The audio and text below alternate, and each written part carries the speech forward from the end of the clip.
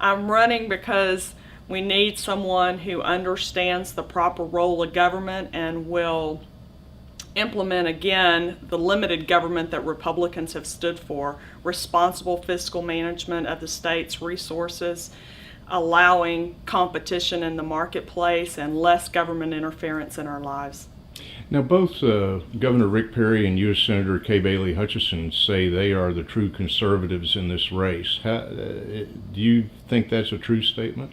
I think Texans are to the point where we're a little smarter than that. We're not just judging our candidates by the rhetoric of their words, but looking at the fruit of their life. And unfortunately, for both the senator and the governor, we've seen the longer they've been in office, the farther they've drifted from that conservative core, from that root that they initially served with.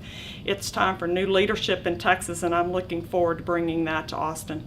Well, give me one example with Senator Hutchison where you think she has strayed from conservative values. I think clearly the easiest thing to point to most recently is the vote on the TARP bailout back in October of last year, where all of America understood the government shouldn't be involved in bailing out failing businesses, and yet the senator voted for that. How about one example for Governor Rick Perry? You know, I think we've got to not give the governor a pass on that bailout bill. He, as the chairman of the Republican Governors Association, lobbied for passage of that same bill. He has misled us with education reform, property tax reform, illegal immigration enforcement. I think there's just a number of things where the governor has let down Texans. Well, now both Senator Hutchison and Governor Perry have pretty substantial campaign finance accounts at this point.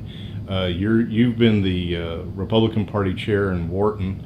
How are you going to overcome their kind of financial advantage to take them on in the Republican primary? I think all of us see it as a bit unfortunate that it takes so much money to run a political campaign. It just reeks of backroom deals and bought and paid for ideology. We're seeing a tremendous grassroots movement across our country, as evidenced by the Tea Parties and the 9/12 groups.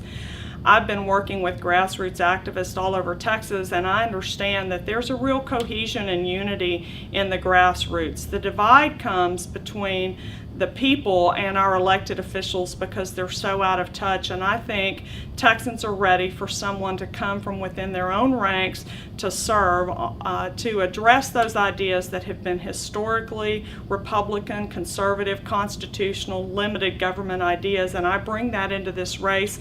We're seeing lots of support from those grassroots organizations all across the state. We're going to work real hard to overcome the tremendous obstacle of money.